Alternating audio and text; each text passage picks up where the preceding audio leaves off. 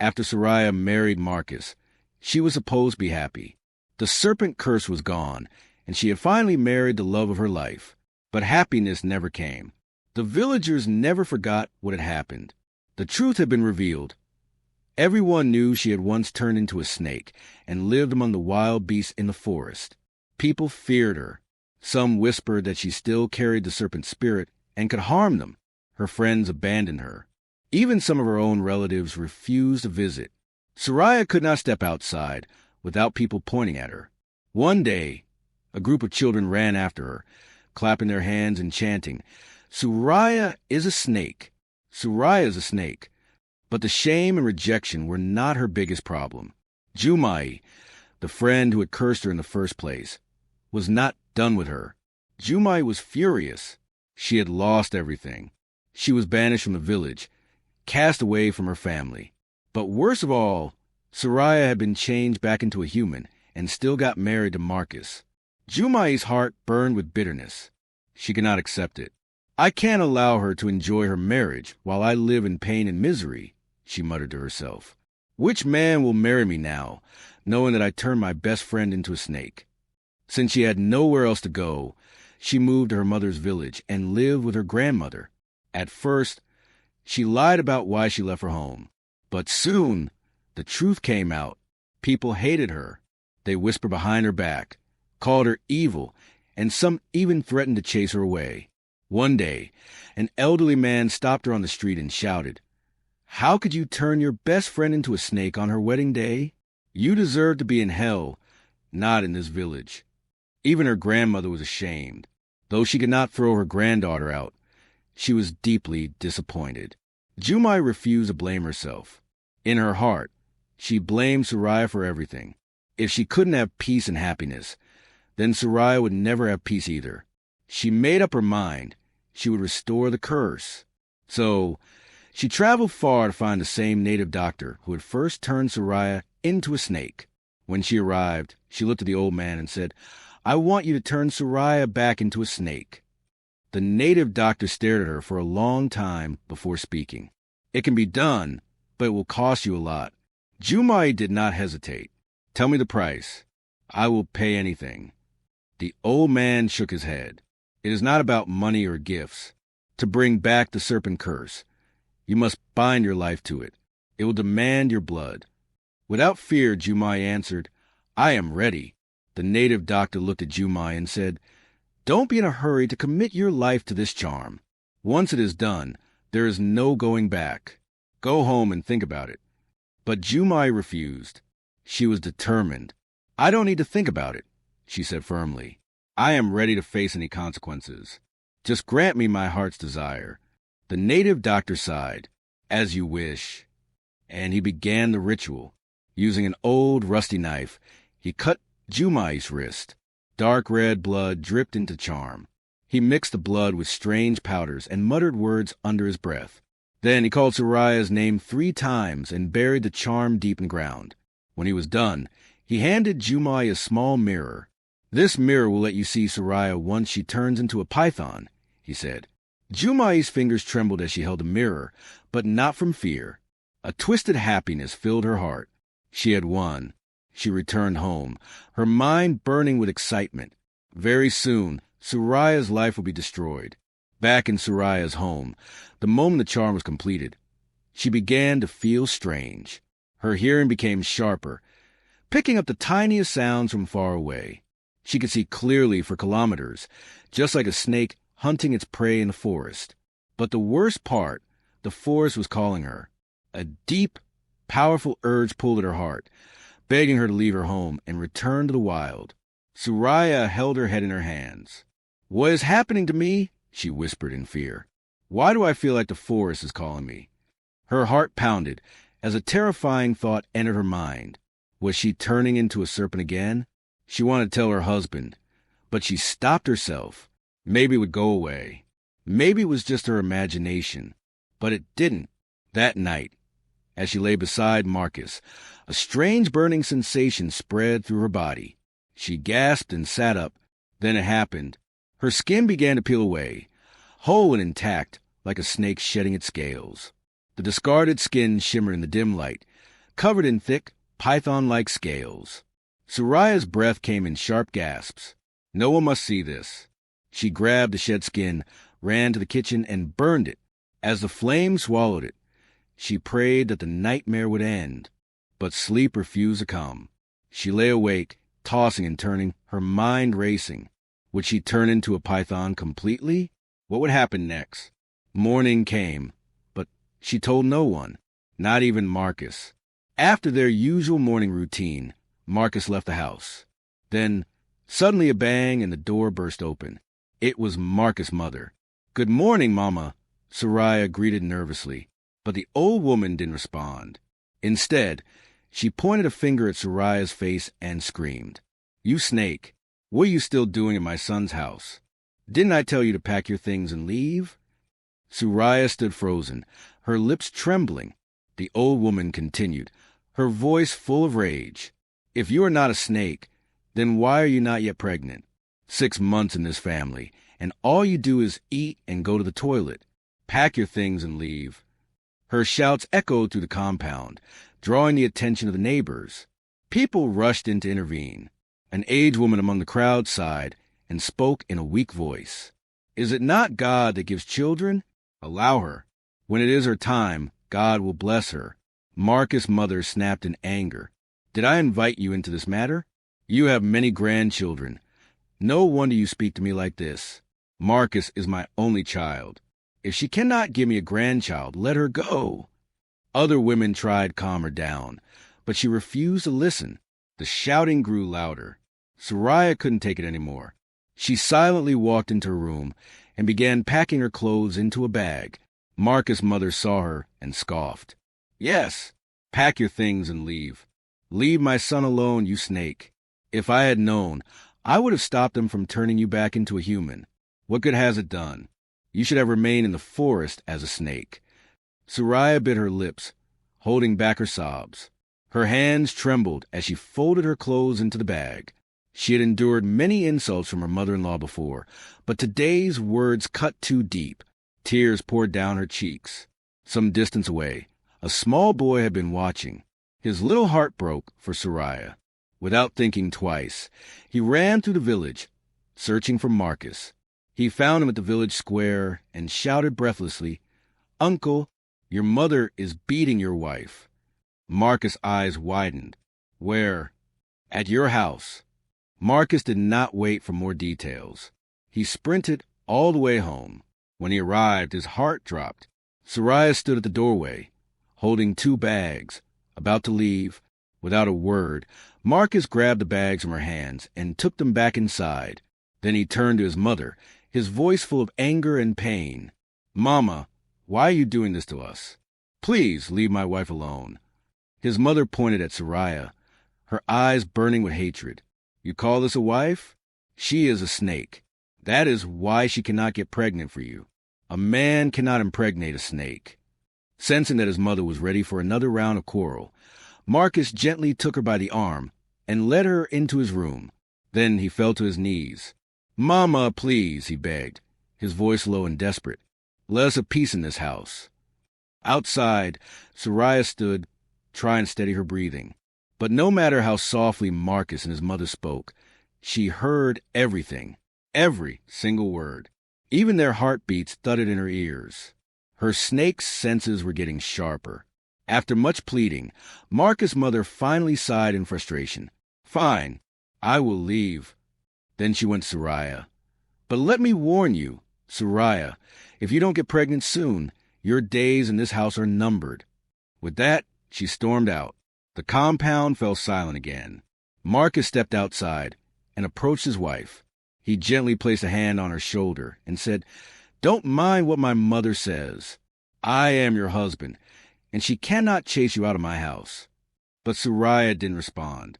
She stared at the ground, her face blank. Everything was too much. The strange snake-like abilities returning. The overwhelming shame from his mother's insults. It was like a storm she could not escape. Marcus sighed, realizing he couldn't cheer her up with words. So he took her hand and whispered, "Let's go to the riverside." "I'm too tired," Soraya murmured. Marcus studied her face.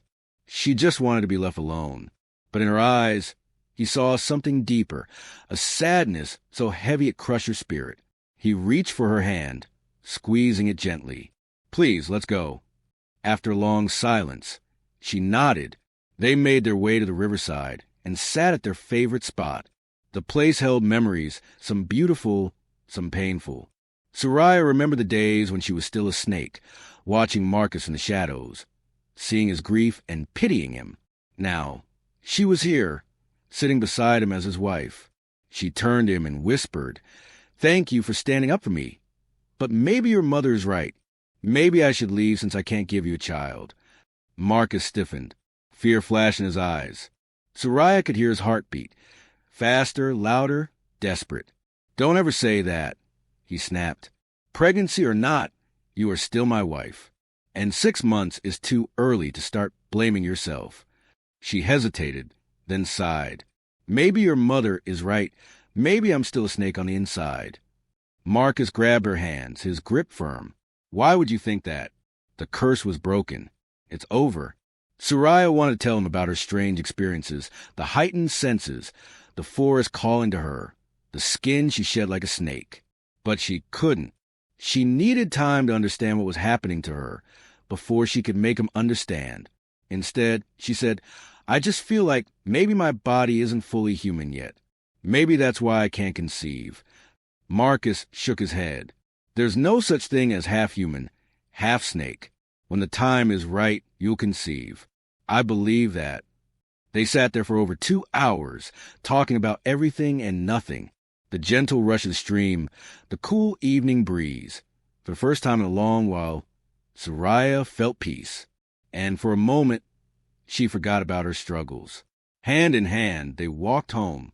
Marcus stayed by Soraya's side all day. The evening was peaceful, and for once, they shared quiet moments without worry. But peace was short-lived. At midnight, it began. Soraya, deep in sleep, suddenly felt a familiar burning sensation spreading through her body. It was the same feeling she had on the eve of their wedding. The night she first turned into a snake. She bolted upright, her breathing ragged. "Marcus." She shook him awake, her voice trembling. "The serpent curse that has taken hold of me again." Marcus sat up, rubbing his eyes. "What are you talking about?" His voice was thick with sleep, but the fear in it was unmistakable. Soraya's eyes glistened with unshed tears. She reached for his hands, gripping them tightly. "Listen to me," she whispered. "I love you with all my heart. But please, don't come looking for me. I don't belong here anymore. I brought nothing but trouble into your life. Maybe it's best if I live in the forest, alone."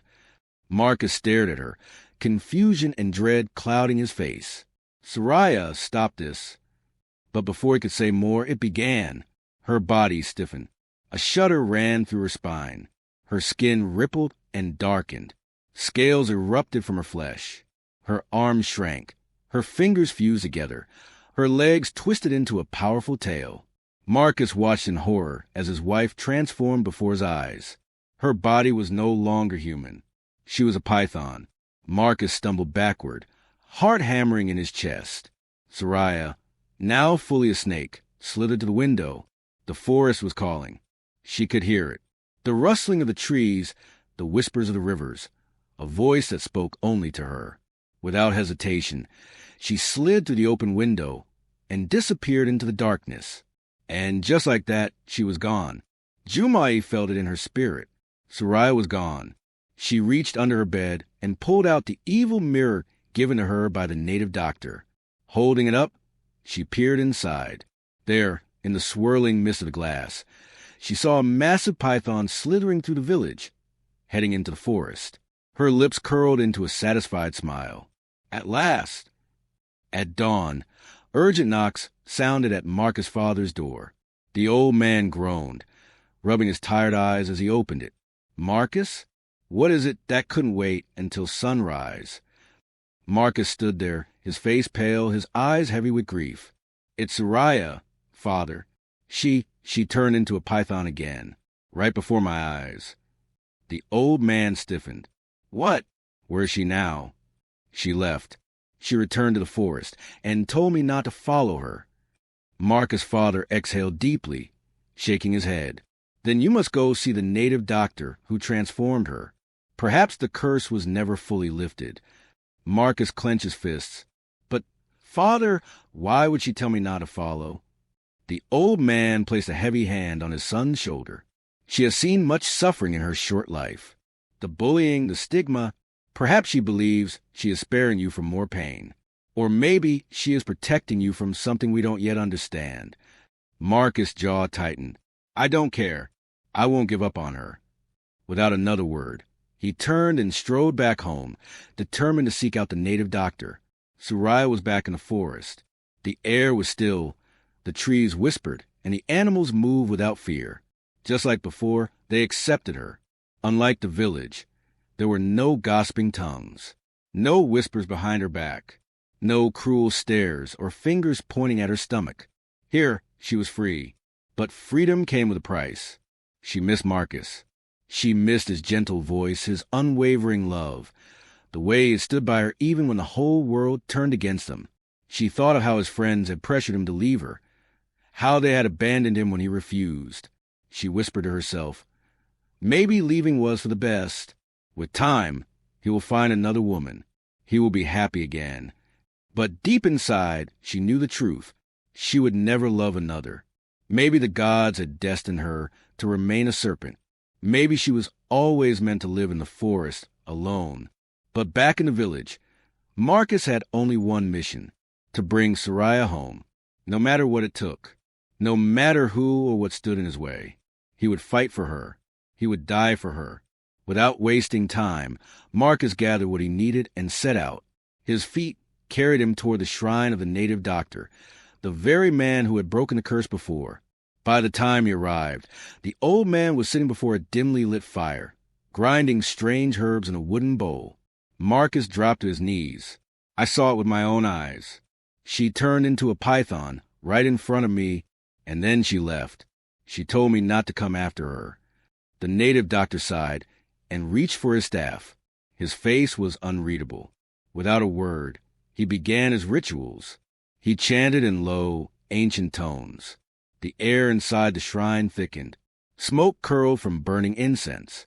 Marcus' heart pounded as the native doctor peered into the spirit world. Would he find the truth? Would he find a way to bring Soraya back? Or had she been lost forever? The native doctor's voice was grim. The same woman who cursed her before, she's responsible for this too. She has vowed that your wife will never know peace. Marcus felt his chest tighten. Jumai, he stammered. The same Jumai? The native doctor nodded. Marcus clenched his fists. Then undo it. Break the curse. The old man sighed and shook his head. I can't. Marcus' heart dropped. What do you mean you can't? Jumai is bound to curse to her own life. The doctor's voice was heavy. The only way to break it is if Jumai dies. Marcus stepped forward, eyes blazing. Then kill her. Use your magic. Strike her dead. The native doctor sighed. She is protected. Her demons are powerful and wicked. I can't kill her with magic. Marcus' jaw tightened. Then I will kill her myself. The native doctor's gaze darkened. Be careful, young man. This will not be easy. But Marcus had already made up his mind. He turned and left the shrine. Marcus did not return home. He went straight to the market and bought a new machete. His hands trembled with rage as he gripped it. He was going to find Jumai, and he was going to end this. Without hesitation, he set off for Jumai's village. It was a small settlement, surrounded by thick trees and quiet roads. It didn't take long to find someone who knew where she lived. When he arrived at her house, he stepped inside and saw an old woman sitting on a stool. He didn't waste time. I'm looking for Jumai, he said, his voice sharp. The old woman slowly lifted her eyes. Jumai left home 2 days ago. I don't know where she is. Marcus' grip tightened on the machete. She was gone, but he would find her, and when he did, he would end this curse forever. Marcus left the house and questioned the villagers, asking if anyone had seen Jumai, but no one had. It had been 2 days since her last sighting. Determined, Marcus scoured every corner of the village, searched the farms, and even checked the outskirts, but she was nowhere to be found. Frustrated and exhausted, he had no choice but to return home. What he didn't know was that Jumai had already fled. Fearful that someone might come after her once Soraya had transformed again, she had escaped to a distant village. She told no one, not even her grandmother. It had been 3 days since Soraya vanished into the forest as a python. The pain of leaving Marcus behind was unbearable, but she forced herself to move forward. She slithered deeper into the wilderness, further from the village and its whispers, pressures, and rejection. Eventually, she came upon a gigantic irako tree. She curled herself beneath its massive roots and made it her new home. But the forest was lonely. No one to talk to, no warm embrace, no comforting words. She missed her husband. She missed her mother. She could only imagine how the woman must be feeling now. Yet, despite everything, Soraya told herself this was for the best. Meanwhile, Marcus was drowning in grief. He refused to give up. Desperate, he hired bounty hunters to track down Jumai. But so far, there was no news. 3 days had passed, and already the toll was evident. His eyes were sunken, his movements sluggish. He wasn't himself. Every day, he wandered to the riverbank, their usual spot. He sat there for hours, staring at the water, hoping, praying, that Soraya would return, even if it was as a snake, even if it was just for a moment. But she never did. After waiting a while, he would venture into the forest, searching every corner, whispering her name, hoping to catch a glimpse of her. But the forest remained silent. He did this for 7 days. Then, reality sank in. He had to find another way to reach her. Meanwhile, Jumai was still in hiding, living in a distant village with a worthless boyfriend. He was a perpetual drunkard, stumbling home at night, reeking of alcohol. At first, he tolerated her, but soon, he grew tired of her presence. Their quarrels turned violent. He beat her often, leaving bruises, breaking skin, drawing blood. One afternoon, after a particularly vicious fight, he kicked her like a rag doll and threw her belongings outside. "Get out of my house," he bellowed. "You witch! What are you doing with that devilish thing?" Talking about the mirror she used to monitor Soraya. Jumai froze. Fear crept up her spine. If anyone found out the truth about her mirror, about Soraya, her secret would be exposed. She had no choice but to leave. But before she vanished, she sought revenge. She visited another native doctor, paid him generously, and ordered him to strike her ex-lover with madness. 2 days after she left, her curse took hold. The young man went insane in the middle of the street. The village erupted into chaos. Nothing like this had ever happened before. But Jumai didn't care. She had already moved to another village, farther, deeper, and colder. Her heart had hardened. She felt no remorse for her wicked deeds. And when the rare thought crept into her mind, that maybe what she was doing to Soraya was wrong, she quickly shoved it away. She convinced herself Soraya deserved everything that was happening to her. And with that, she sank deeper into darkness. They say time heals all wounds. But for Marcus, time only made the pain worse. Each passing day, the hole in his heart grew deeper. He could barely eat or sleep. His thoughts were consumed with worry. How was Soraya coping in the forest? Was she lonely? Was she scared? What if wild beasts had already devoured her? A pride of lions. The image haunted him. Then came the guilt. "It's all my fault," he whispered over and over. If only he had never chosen to marry Soraya, Jumai wouldn't have set her sights on ruining her life. I should be the one slithering in the forest, not her. Tears burned down his cheeks. He felt powerless. But then, in the depths of his despair, he made a decision. One so extreme, yet in his heart it felt right. By morning, Marcus had made up his mind. He marched straight to the native doctor's shrine. "I need you to turn me into a python," he declared. The native doctor's eyes widened. "Are you certain of what you're asking?" Marcus' voice was steady. "Yes. If I can't be with Soraya as a man, then I will be with her as a snake." The native doctor shook his head. "This is not a decision to make lightly. You must think it through." There is nothing to think about, Marcus insisted. I cannot live without her. If you refuse, I will end up taking my own life. The native doctor hesitated, but Marcus wouldn't back down. For hours he begged, and at last the native doctor gave in. The native doctor studied Marcus with sharp, knowing eyes. Since you are willing to give yourself, the process will be easy, he finally said. Then he handed Marcus a list of ritual items and told him to return in 3 days. But deep down, the native doctor hoped that given time, Marcus would change his mind. Marcus, however, had no doubts. He returned home without a word to anyone, not even his father.